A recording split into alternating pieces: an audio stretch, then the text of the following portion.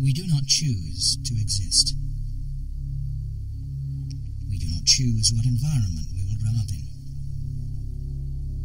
The people we become, the lives that we lead, the beliefs and values we learn to hold, owe much to the lottery of our birth.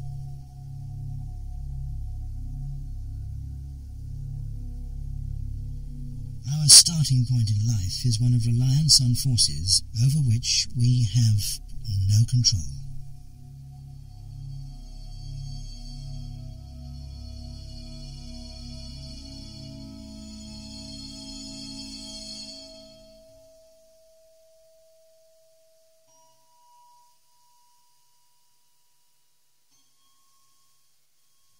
Long before we can shape the world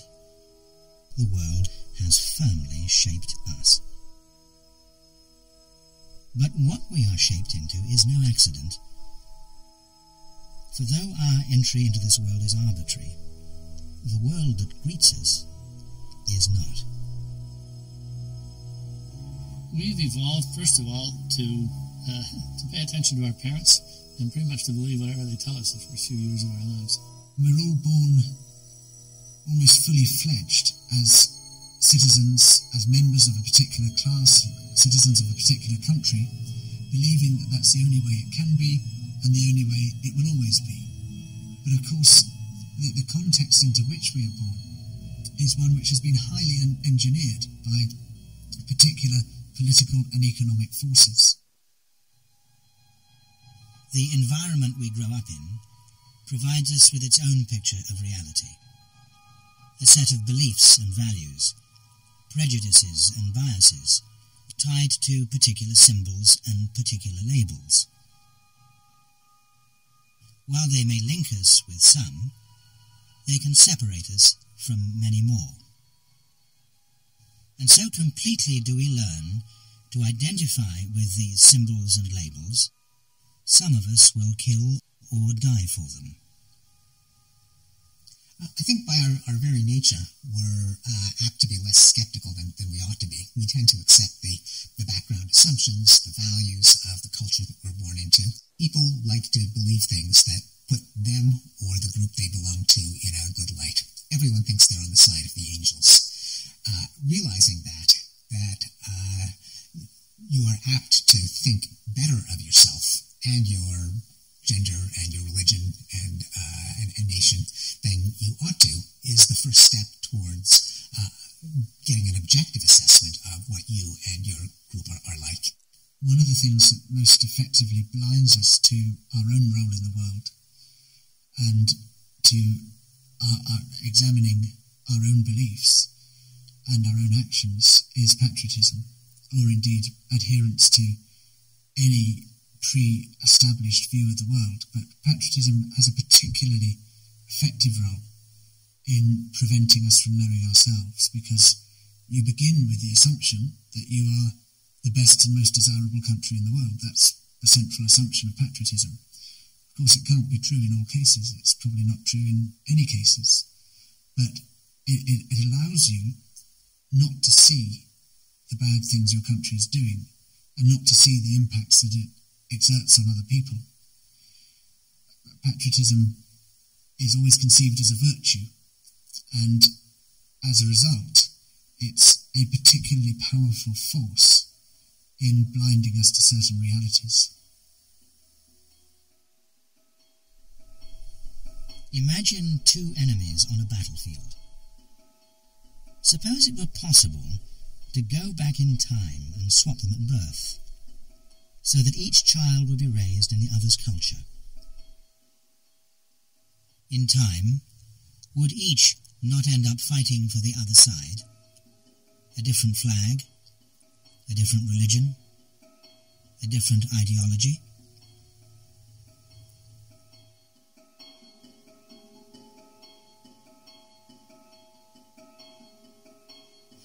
I think it's a source of great tragedy that we're apt to believe our own self-serving story, to sincerely believe that we are seeing the world as it is and that other people are deluded or dishonest or impervious to reason. And you can have two people sincerely believing opposing views about themselves and the other side.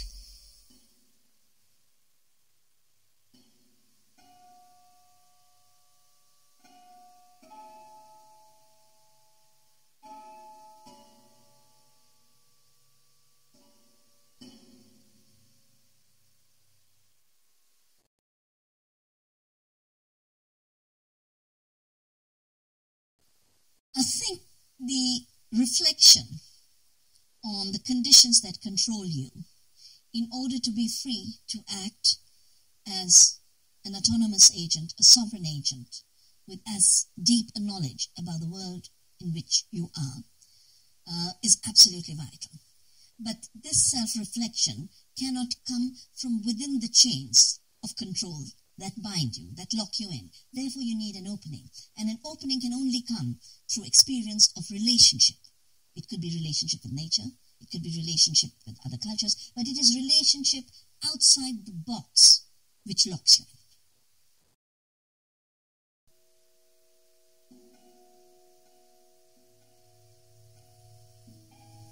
We come into this world with the potential for a wide range of behavior. Much depends on the soil in which we grow. The difference between the towering tree and the decaying seed may be no more than environmental. History suggests that there is neither a belief too bizarre nor an action too appalling for humans to embrace, given the necessary cultural influences. This idea, though simple, has profound implications for our personal and political freedom. In an important sense, we are not born free. In fact, to take our freedom for granted is to extinguish the possibility of attaining it.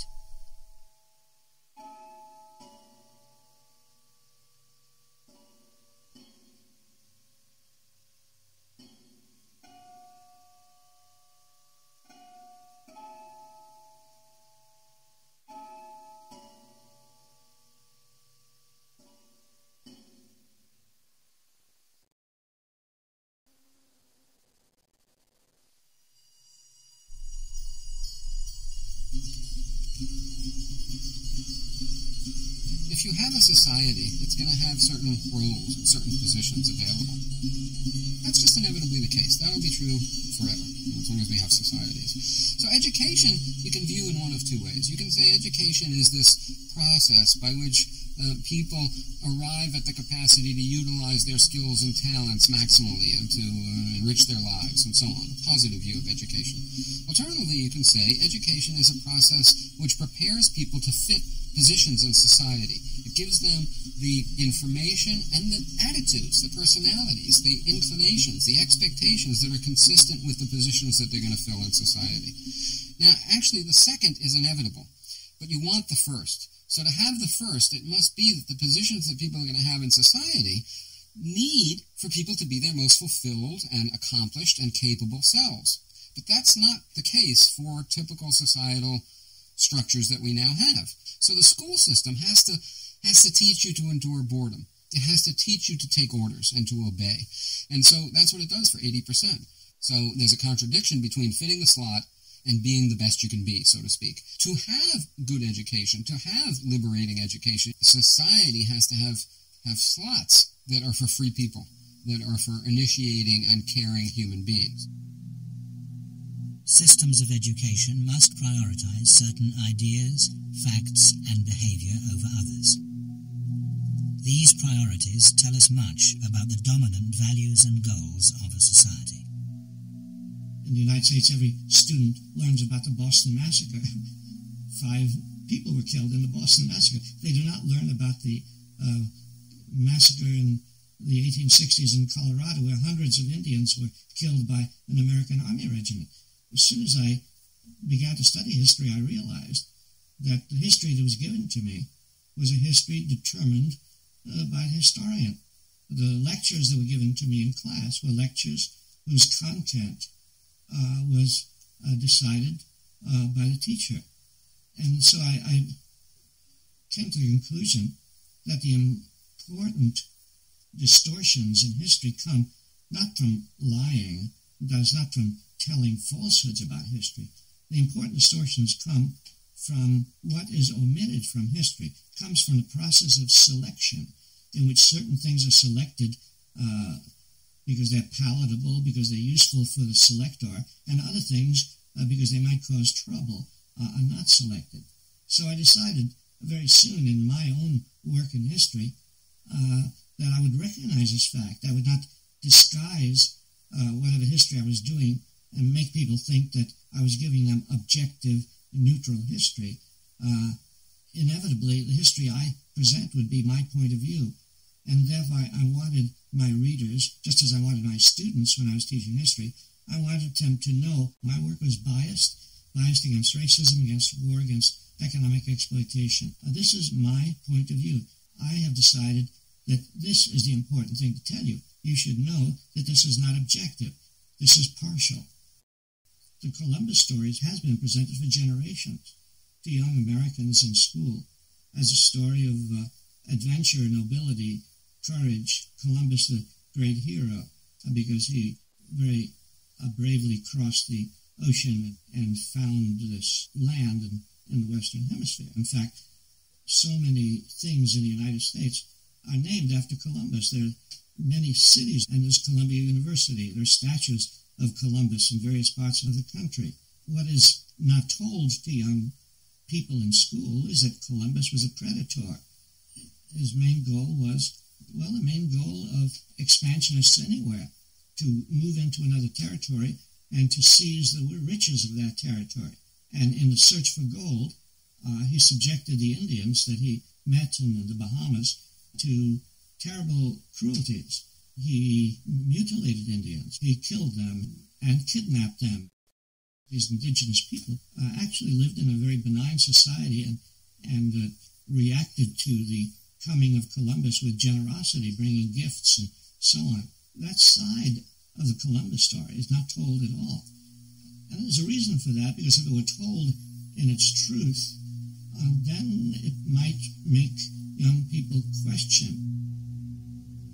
How many American students are taught that between 1945 and 2005, the United States attempted to overthrow 50 governments around the world, many of them democracies? If you talk about atrocities committed in the colonial period by the British Empire, most people will just stare at you blankly. They have no idea what you're talking about. If you talk about Stalin's atrocities, they're fully apprised of those. But Lord Lytton's in India probably killed as many people as Stalin did by very similar methods, exporting grain in the midst of a famine. Huge quantities of grain, often from places where there was a surplus of production, very successful harvests, and engineered a famine in which tens of millions of people died. But we hear nothing of this. We know nothing of this.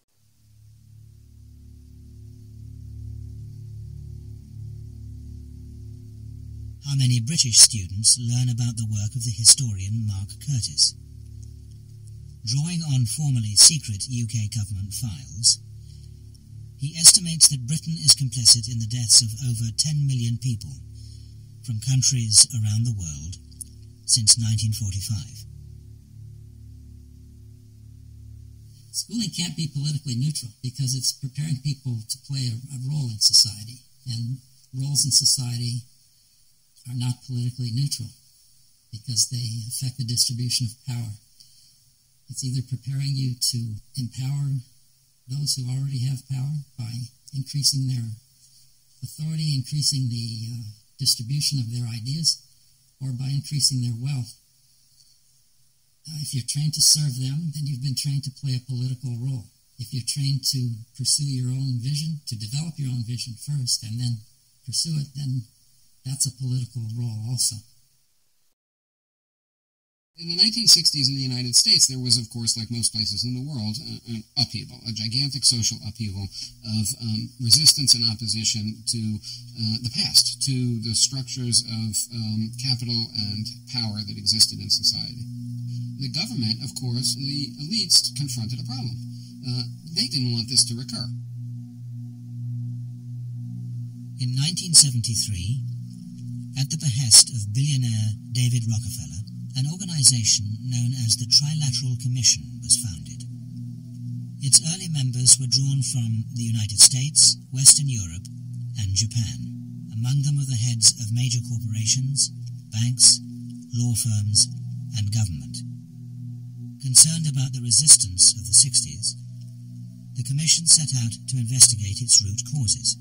Their report was entitled The Crisis of Democracy.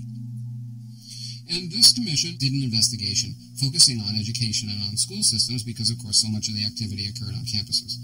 And they actually came up with a conclusion. It wasn't the totality of the reasons for the 60s, but it's quite revealing, and it was one of the reasons. What they said was the population was being overeducated. That's an incredible kind of idea, and yet it's accurate. They were saying, and they were very clear on this, that we were educating people enough so that they actually expected to have a life, so that they expected to have a degree of control when they got finished with their educations. And what they were encountering was their ability to control their own lives was marginal, and people resisted.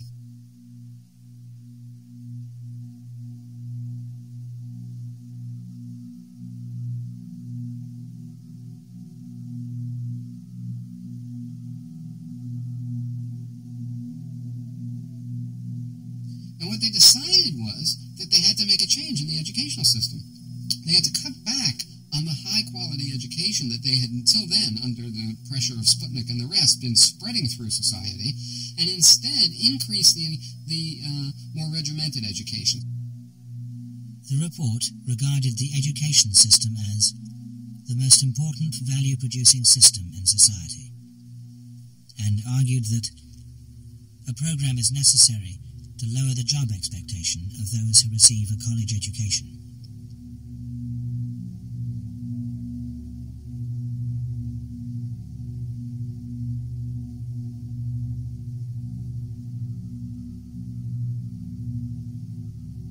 Within 2 years of the report's publication, all of the top positions in the US government, the office of President, Vice President, Secretary of State, Defense, and Treasury, were held by members of the Trilateral Commission, and the National Security Advisor was its director.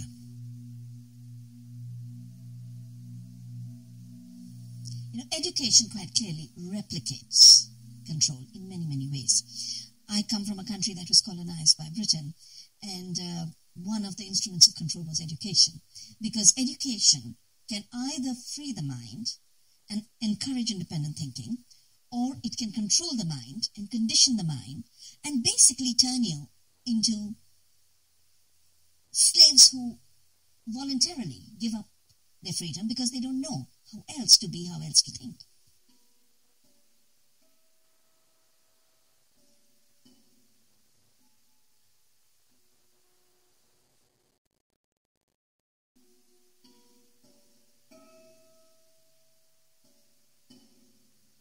An education that omits what's needed to understand power, thereby protects it. Most of us will pass through school without a single lesson on the roots of inequality,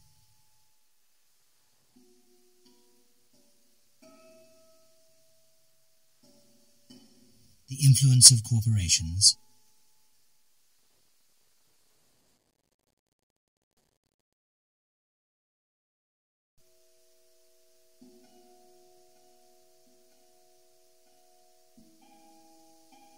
or the workings of capitalism.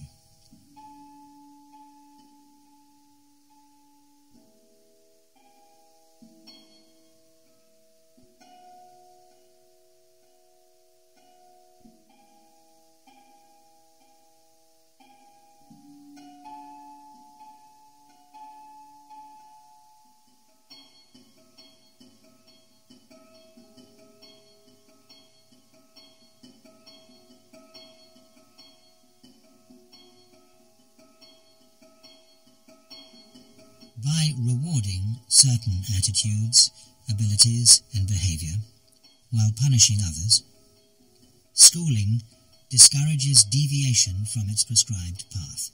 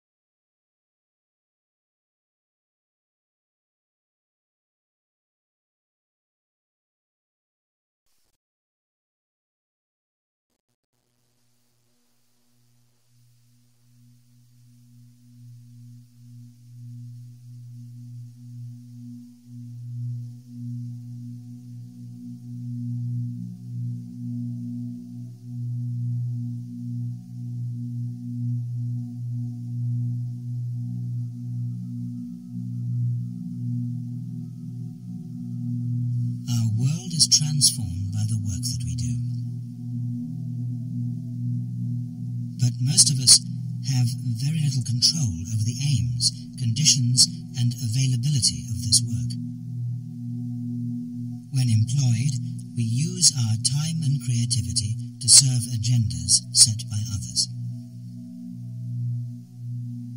The decisions that professionals make in their work has much, much more influence on society than the way they vote every 4 years in the voting booth. If you look at people's lives, you'll see that their work really is their most important project. You rarely find a project on which people spend 8 hours a day, 5 days a week, minimum actually. You're selling the best hours of your life. You're selling the biggest project in your life. You're selling your biggest interaction with society. Professionals are deliberately produced to be intellectually and politically subordinate. The distinguishing feature is their willingness and ability to maintain ideological discipline in their work. Yes, they are skilled, but a lot of non-professionals are skilled too. The work of a non-professional can be and is specified in a manual. The manual shows what to do in all the possible situations that come up. Whereas professional work has no manual. Professional work is creative in that sense. A journalist, for example, there's no manual that tells a journalist even what the first word of a story should be. Employers assign the ideology to the professional, and then the professional goes about creative work under the guidance of that assigned ideology. So professionals are doing creative work under a framework that's dictated by their employers. Teachers, for example, get awards for finding new and innovative ways of conveying the curriculum to the students. But the curriculum is dictated by the employers. So they're doing creative work, but they have been stripped of political control of that work. The journalist's angle on a story, the historian's depiction of events, the accountant's bookkeeping decision, the language that the lawyer uses in a contract or in an argument, the minister's sermon, the teacher's lesson, even the speechwriter's joke tilts one way or the other, and the way it tilts is never an accident. In any profession, once you actually become involved in doing it, and if you want to do it, it's terribly easy to get caught up with the natural everyday logic of pragmatically doing the job, and you fail to stand back and look at the context within which you're doing it. I came up through tabloid newspapers. I was taught to select stories and angle stories and to write stories with a view to selling the paper. I took that for granted. I thought that's what journalism was about. And I think it was years of working without thinking before I stepped back and thought, well, hang on a moment. I'm supposed to be a journalist, not a salesman. And if I make these crucial decisions about what story subject to cover and with what angle and at what length and on what page and with what language, if I make those kind of decisions on commercial grounds, I'm out of step with the kind of journalistic judgments that I should be making. And those journalistic judgments really aren't commercial, they're moral judgments. But I'd been doing the job for years before I really thought that through. In the course of my research for Disciplined Minds, I came across a newsletter from the Lawrence Livermore National Laboratory, which is one of the 2 nuclear weapons design laboratories in the United States. The interviewer asked some young nuclear weapons designers, "What is the worst thing about your job?" And these young guys paused to think, and they thought, and finally they said things like, "Oh, the computers. They don't have enough capacity, and they're always going down." Things like that. Very narrow. To me, this was a great illustration of the subordination of professionals.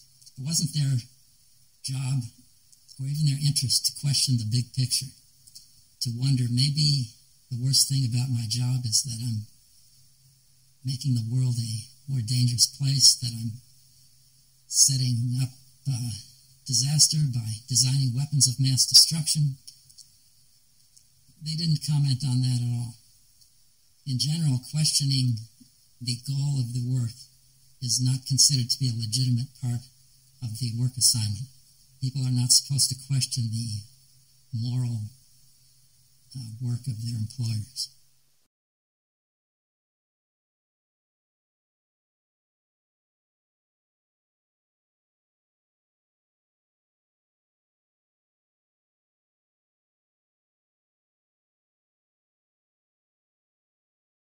As a young child, I knew I wanted to be a physicist. Einstein was my inspiration.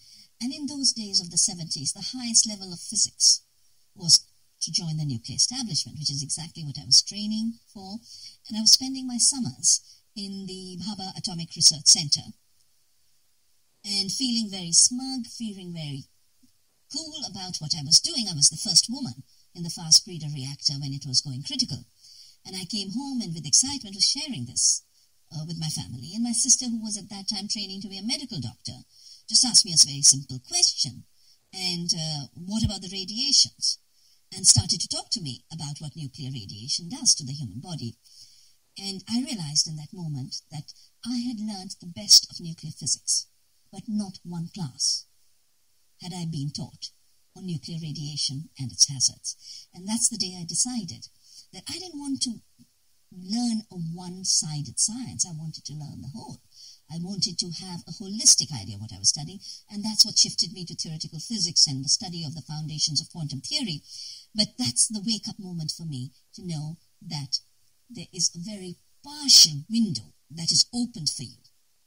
And that partial window numbs you to the impact of your actions. And so often the best of scientists have absolutely no idea what their actions are doing. It applies to today's biotechnologists and genetic engineers. They feel so happy that they now can move genes across species barriers, but they have the worldview of a petri dish. All they can see is these cells in the petri dish. They have no experience of a real plant. They have no experience of real soil. They have no relationship with real farmers whose lives they are destroying. Citizens in a democratic society enjoy the freedoms of speech, privacy, and association.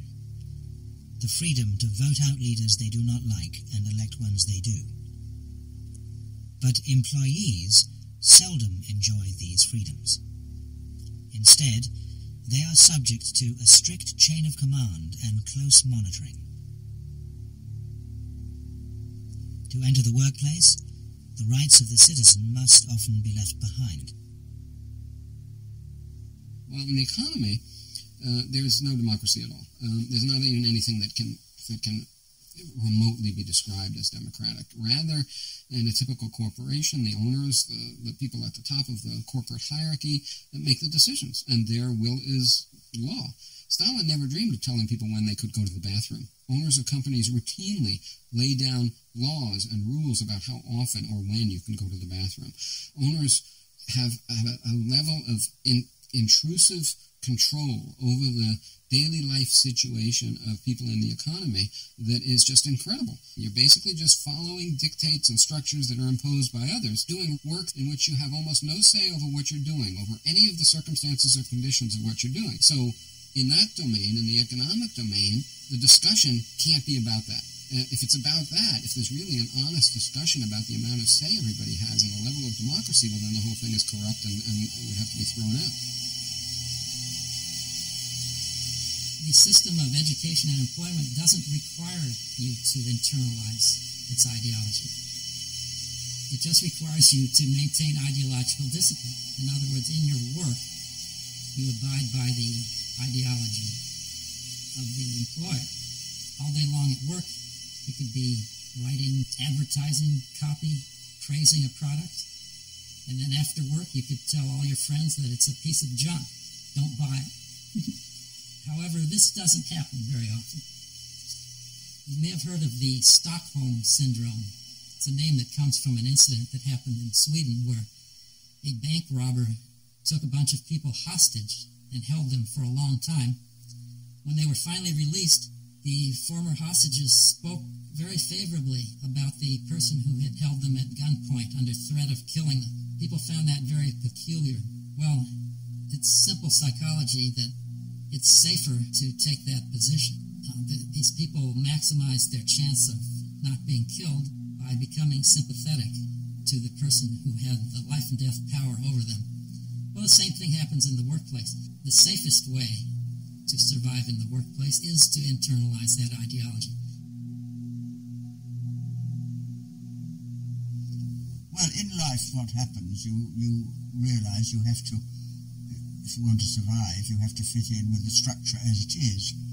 If you want a job, you have to please the person who employs you. If you want to get on, you've got to give people confidence that you are not going to disturb their lives in any way. And so the structure as it is becomes more attractive to you.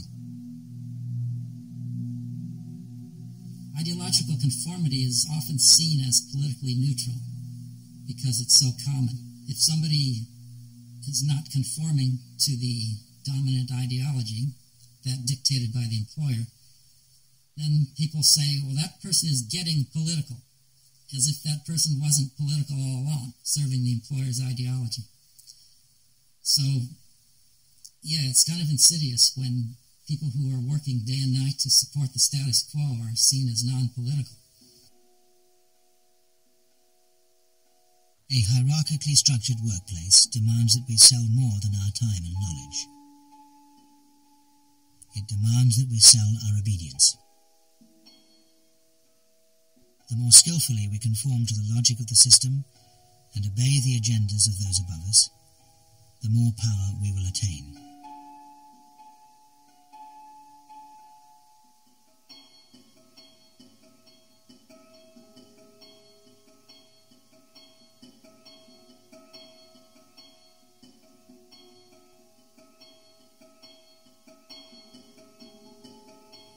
Throughout life, people are trained to obey parents, teachers, and employers, to obey the laws of society's gods and governments.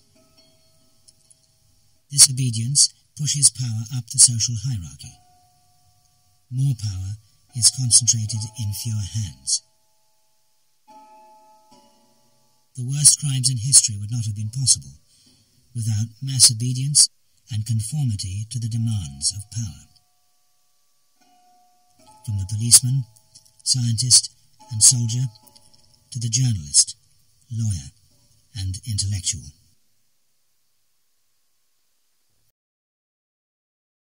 In July 1961, Professor of Social Psychology Stanley Milgram conducted a series of experiments at Yale University to investigate people's responses to a recognized authority. The initial motivation for the experiment was to understand how German citizens were able to carry out the crimes of the Holocaust during World War II. The original experiments were filmed. Two people come to a psychology laboratory in a prestigious university. One of them is designated teacher, the other learner. The experimenter explains that the study is concerned with the effects of punishment on memory and learning. Would you open those and tell me which of you is which, please? Teacher, learn.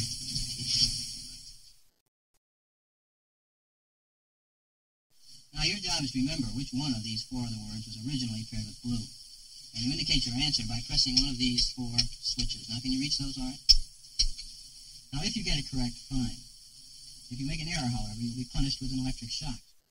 Though the teacher does not know it, the learner is in fact an actor and will only pretend to receive shocks. Now, each time he gives a wrong answer, you move up 1 switch on the shock generator. And, of course, we'll begin with 15 volts for the first wrong answer. Okay? Do not begin until I say ready, begin. Attention, learner. Your teacher is about to begin the test. Try and remember the word pairs.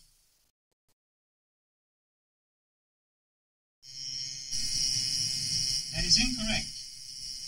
This one will be 195 volts. The correct one. Let me out of here. Slow. Dance. Let me out of here. My heart's bothering me. Let me out of here. You have no right to keep me here. Let me out. Let me out of here. Let me out. Continue, please. Let me out of here. My heart's bothering me. Go on. Let me out. Red.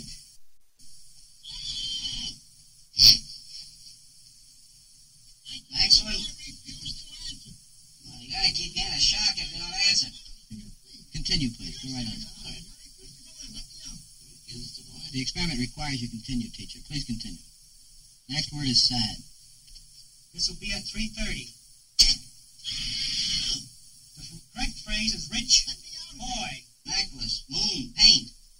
Something's happened to that man in that. You better check in on him, sir. He won't answer me or nothing. Please continue. Go on, please. You accept all responsibility? The responsibility is mine, correct. Please go on. Oh, 150 volts. Sad face. That's all. Get me out of here. I told you I had heart trouble. My heart's starting to bother me now. Get me out of here, please. Continue. My heart's starting to bother me. I refuse to go on. Let me out. I think we ought to find out what's wrong in there first. The experiment requires that you continue, teacher. Well, the experiment might require that we continue, but I still think we should find out what the condition of the gentleman is. Now, as I said before, although the shocks may be painful, they're not dangerous. Look, I don't know anything about electricity. I don't profess any knowledge, nor will I go any further until I find out if the guy's okay. It's absolutely essential that you continue. Well, essential or not, this program isn't quite that important to me that I should go along doing something that I know nothing about, particularly if it's going to injure someone. I don't know what this is all about. Well, whether the learner likes it or not, we must go on until he's learned all the word pairs correctly. Well, you can sure have your 450 back. I didn't want it anyhow. I intend to give it to some charitable organization, but I wouldn't go on with it. The 450 is not the issue here. That check is yours simply to the lab. It is essential that you continue the experiment. No, it isn't essential. Not one bit. You have no other choice, teacher. Oh, I have a lot of choices. My number one choice is that I wouldn't go on if I thought he was being harmed. Well, of 100 people placed in this situation, how many do you think would just go right on to the end? Well, personally, I think, if you get 1 or 2, you'd be lucky. Prior to the experiment, a group of psychiatrists predicted that only 1 in 1,000 would continue to the last 450-volt switch. Almost 2/3 of the participants pulled every one of 30 shock switches, continuing until the researcher ended the experiment. Over the years, the experiment has been repeated many times in several countries, all with roughly the same results. Analysis of the data has found that the percentage of participants who are prepared to inflict fatal voltages, irrespective of gender, remains remarkably constant at around 65%.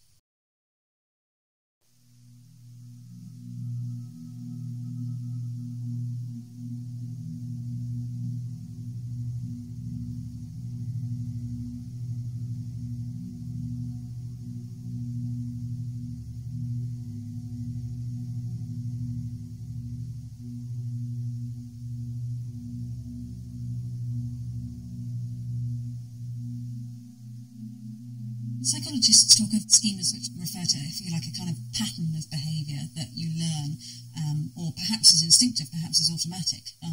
But the idea is that you have certain schemas that are triggered automatically, that come into play in certain situations. So you can get schemas of varying complexity. But the idea is that we have these roles and we learn them so that as adults, a lot of the time we're just switching from role to role without requiring very much conscious thought or effort. The thing about a schema is everything's kind of mapped out for you. I mean, I think about the brain, and a lot of people I think do, as people think about it as a thinking machine. I think the point of the brain is actually to minimise the amount of thinking that you have to do. Thinking is conscious, and consciousness takes effort. So if you think about it instead as a device or a mechanism for minimising the amount of effort that you have to put into things, and learning rote patterns of behaviour is one way of doing that. So you can, instead of thinking, okay, now what do I have to do in this situation, you can think, just do this. You know what you've done it before, you just flip into the pattern, and then that's easy. Effortful thinking, deciding what to do, consciously weighing options, that takes a lot of work, takes a lot of brain work. And so your brain is, if you like,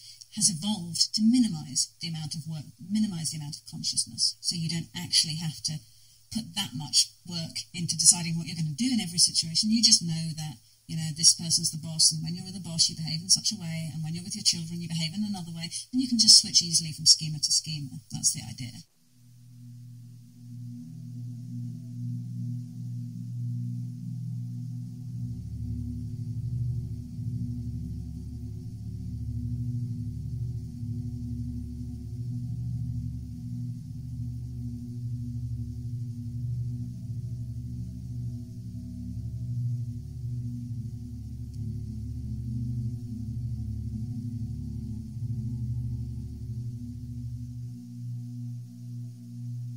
Disobedience does not imply disorder.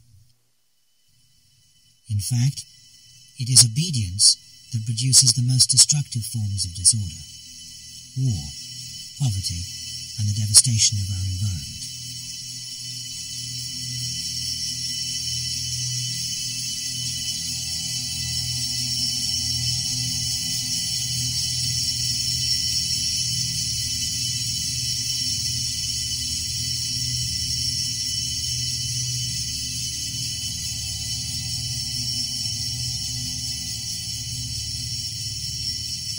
We live in a world which is already moving in certain directions,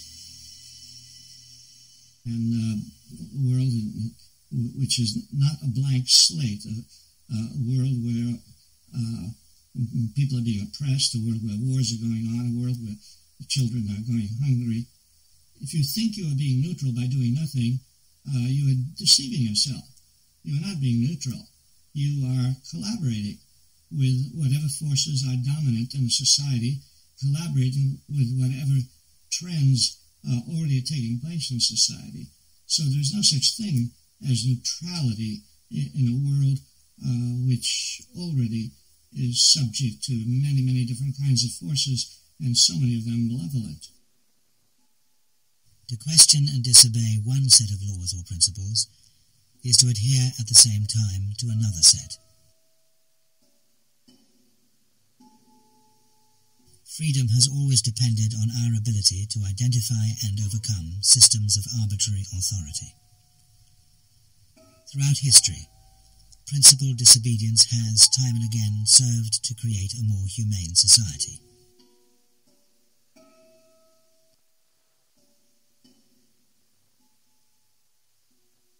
The choice is not whether we obey or disobey, but rather what we obey and disobey.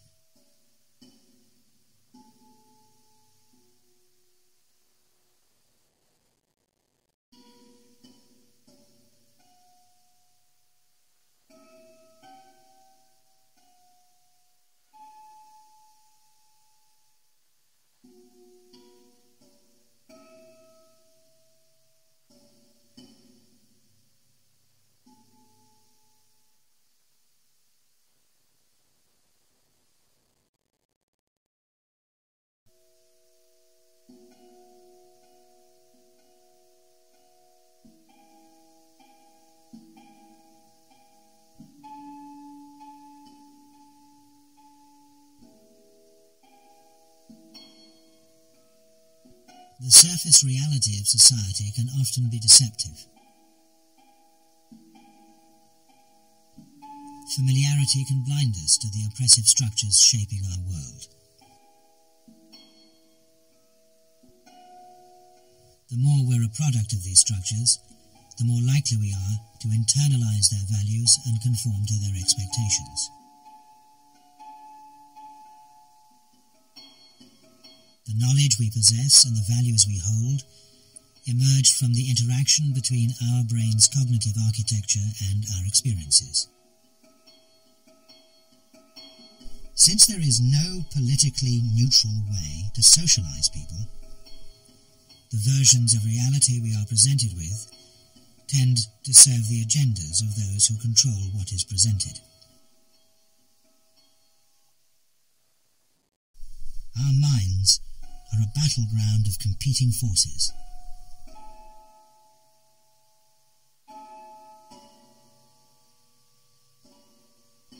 The outcome of this battle determines the society we create. To shape these minds is to shape the society.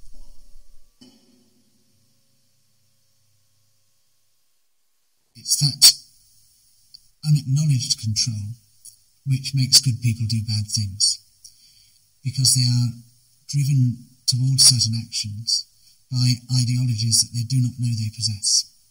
Often you hear people saying, "Oh, I'm not at all political," and very often it's the people who claim to be least political who are actually most political, because they have taken on board a whole series of unacknowledged assumptions which, because they believe they're not political, they never challenge. Without self-questioning, self-examination, without rigorously and fiercely testing your own beliefs and your own preconceptions, you can't meaningfully test those of society as a whole. But it's a very painful process. We hate that sort of self-scrutiny. We hate being scrutinized by other people in that way. But without it, there's no possibility of progress. Without it, we can't become a juster people. We can't produce a society which is fairer, which has better outcomes for everyone. We can't protect the people who are currently mistreated. We can't protect the environments which are currently being trashed. It begins with self-examination. Just as it's important to study, the history of your society, of your culture, of your nation, I think it's also very useful to study your own history, your own personal history. As an individual, you have had a very limited set of experiences, and the limitation on your experiences may have then set a limitation on your thinking, may have narrowed your thinking. And to recognize those limitations, to recognize that you may have been limited by your family, by your education, by your church, by the class in which you were born, to recognize the limitations of your personal experience is to then enable you perhaps to go beyond those limitations.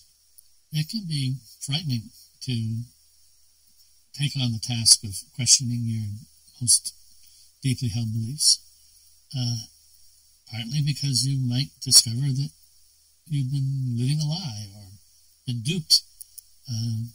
People don't like to learn that about themselves. There's a tremendous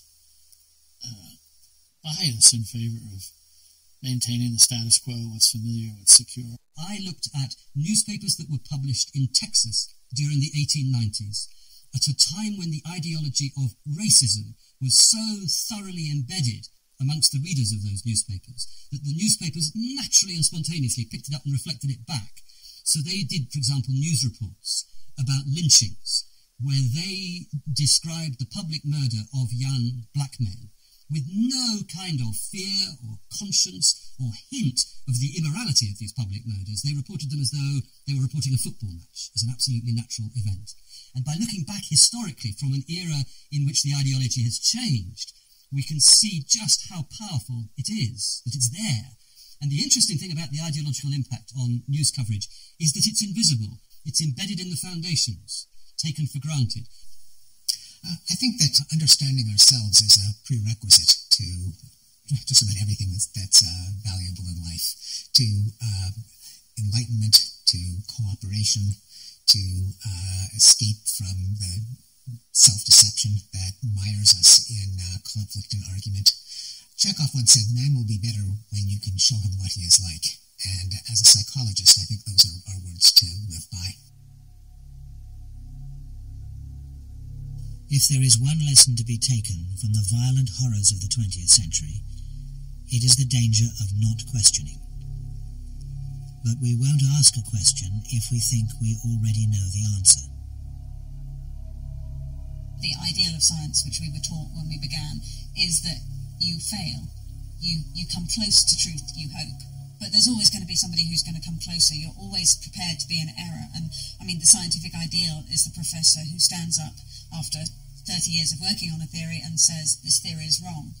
And I have seen somebody do that in a meeting and be applauded. You know, that's the ideal. It does have a lot of power. And it's this sense, again, of testing yourself against reality and being prepared to accept reality's judgment. The problem with any strong belief, if you like, is that if a belief is part of your identity, if it's very important that you are who you are because you define yourself in part by that belief becomes a part of yourself. And so if you're trying to jettison that belief, that can feel like a very, very painful thing to do.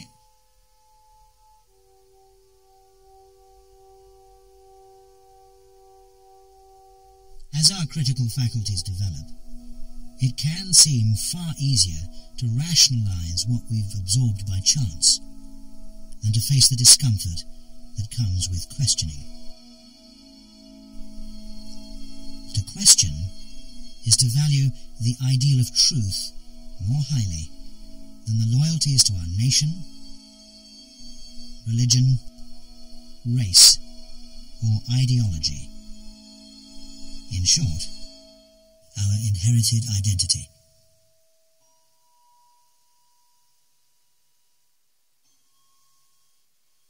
I think the key to any progress is to ask the question why all the time. Why is that child poor? Why was there a war? Why was he killed? Why is he in power? And of course questions can get you into a lot of trouble because society is trained by those who run it to accept what goes on. And if you keep asking questions, it's very destabilizing, and yet you have to do it. Without questions, you won't ever make any progress at all.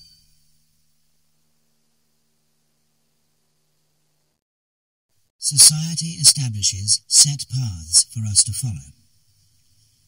Change depends on not only questioning these paths, but creating alternatives.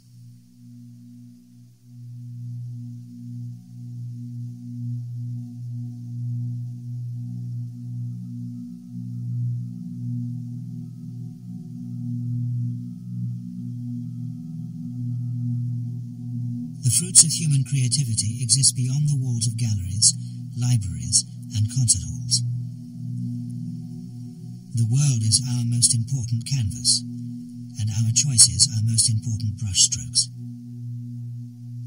If enough of us choose to use our intelligence and creativity to serve the values of democracy, equality, and sustainability, together we can create something of great and lasting beauty.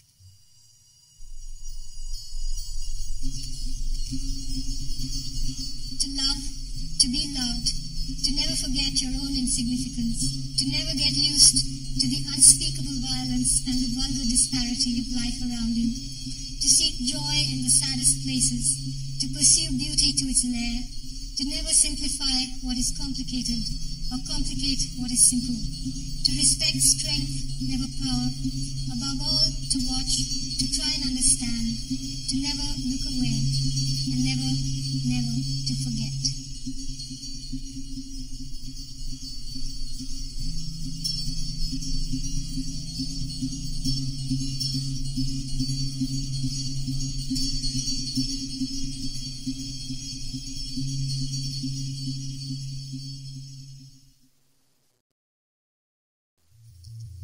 This being a very narrow understanding of activism.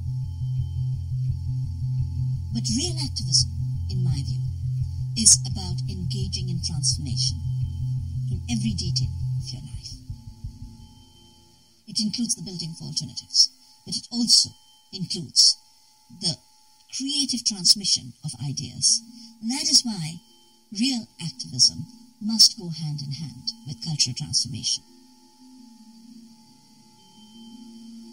I think Gandhi was really an artist. He was an artist because he could bring out a core issue in a very, very simple way.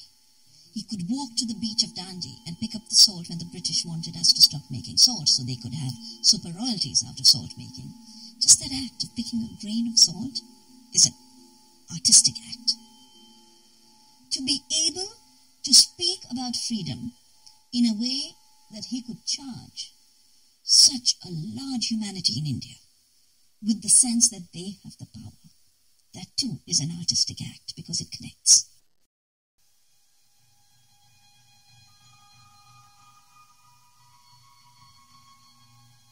I think that the public have come to be cynical about the possibility of anything else. It means that they think that the deck is horribly stacked and their capacity to do anything about it is very limited, and that their focus has to be on the domain, the well-being of their family, that they can impact. People with power always try to maintain the cynicism of those who don't have power. That is, maintain the idea that you can't really have any effect, so don't waste your time trying. Max Horkheimer said, well-informed cynicism is only another mode of conformity. I think cynicism is one of the isms that is most damaging to people, and cynicism is prevalent. There's a sense of passivity and defeat in many people's minds and in their emotions. It is not something which is intrinsic in the sense that it comes out of a genetic predisposition. It comes out of the ways in which the social order has succeeded in preying upon their insecurities. You know, I think about the declining living standard we've had in the United States since the 1970s. And at each point along the road, millions of people viewed their declining living standard as a personal problem. They viewed it as, I'm not working hard enough. Maybe I need to work a second job. Maybe more members of my family need to work. Rather than recognizing that there was a systemic problem at stake. One of the first impulses is to try to accommodate oneself to an oppressive situation. And so, for example, you look at what we're facing with the current economic crisis, and you would expect more resistance, but we have to keep in mind that for years, the average person certainly has been accommodating themselves to an increasingly difficult situation. They've been treating it individually. They've been treating it as if it's an individual problem. But the system itself is toxic. Most people know that everything is broken. They know that the society is skewed for the people at the top. They know that it's unjust. So then why don't they rebel? Why isn't it enough to point out how bad things are, to make perfectly clear to people the extent to which millions die unnecessarily each year of poverty and of starvation and of lack of medical equipment and also of bombs falling on their heads, of billions of people denied a degree of dignity and control over their lives and even the most meager resources with which to fulfill their capacities. Why isn't that enough? Well, the reason it isn't enough is because Margaret Thatcher can get up and say there is no alternative. Suppose I said that there was this phenomenon that was so harsh, so deadly, so debilitating, that it was the biggest killer on the planet. It killed far more people than war. It killed far more people than poverty. It killed more people than war and poverty combined. War, poverty, and sickness combined. And I said, come join me in a movement against this. And then I said, I was talking about aging, which indeed does kill more people than anything else. And it limits us, and it restricts us, and it diminishes our options, and it diminishes our possibilities, and then it kills us. And if I said, come join me in a movement against it, you'd laugh at me. Everybody would laugh. They'd say, grow up, get a life, face reality. There is no such thing as a movement against aging. That's ridiculous. That's the way most people see capitalism. That's the way most people see the world around us. That's the way they see the injustices. They think it's just a fact of life. It's a part of existence. And so they think you just have to put up with it. This is a function of the educational system, of the positions that we find ourselves in, of the roles and the options that exist in society. We choose among that which is sort of put in front of us, which is made available to us. And if you do that often enough, you begin to forget that you could change the whole system.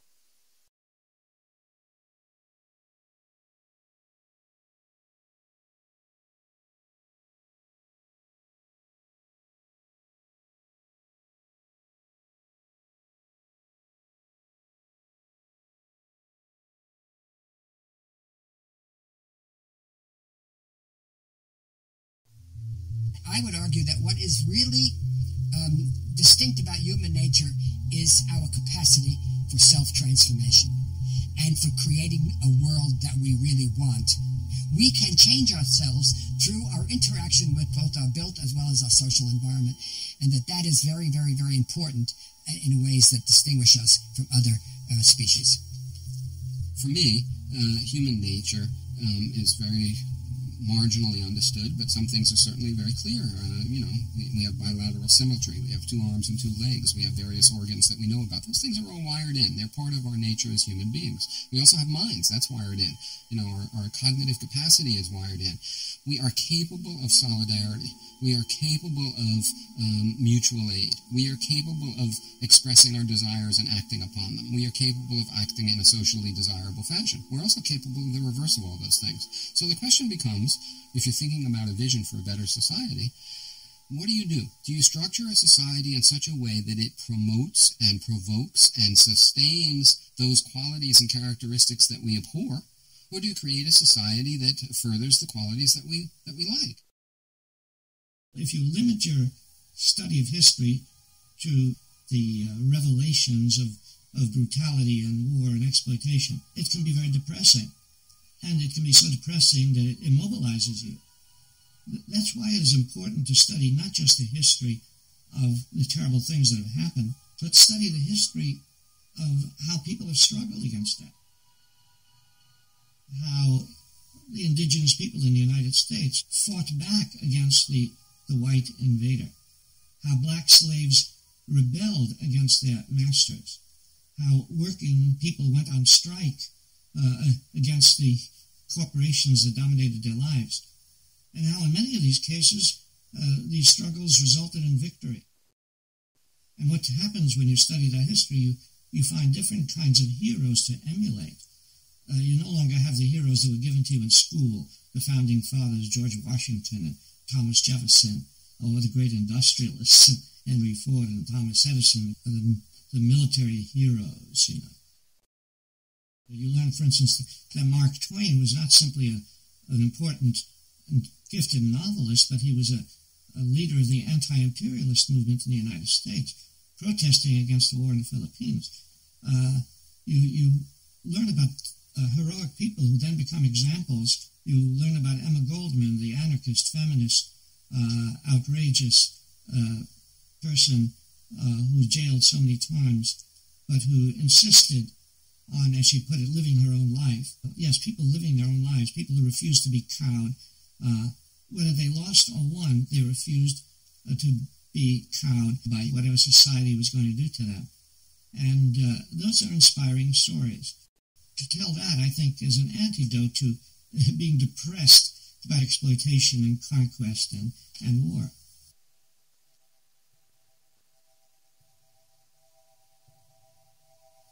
I think one reason it is so important to break out of the prison of the monoculture of the mind is to recognize that this world has so many alternatives.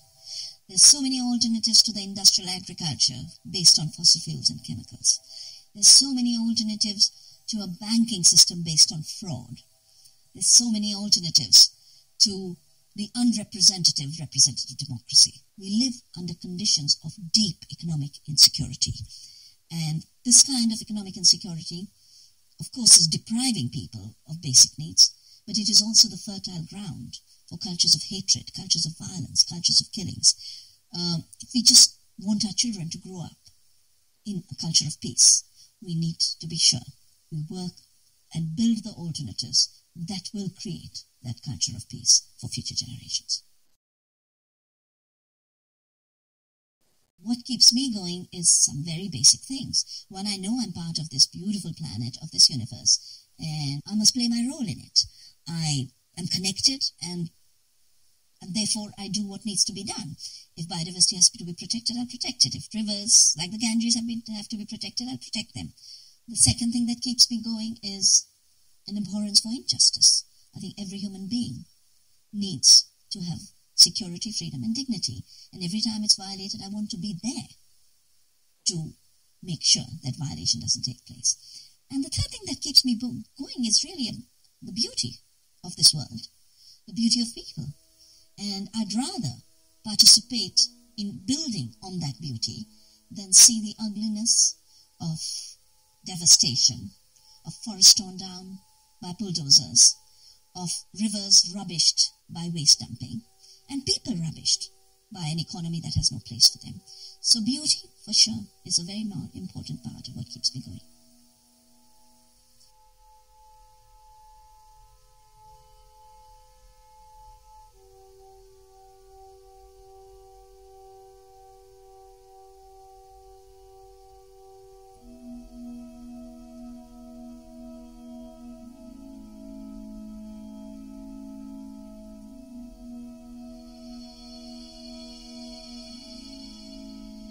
What we create tomorrow depends on what we do today.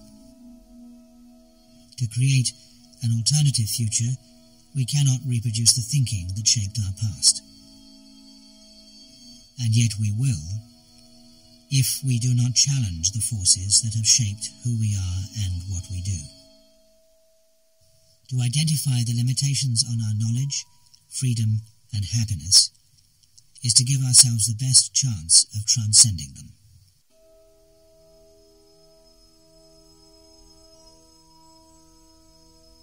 The more we understand the effect the world has had on us, the more we can control the effect we have on the world.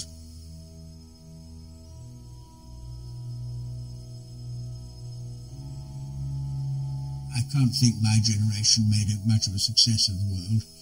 2 world wars and the atomic bomb. And so in a way I feel when I talk to younger people I have to be, in a way, start with an apology. Say you have the decision to either destroy the human race or put us on a right course. What decision are you going to take?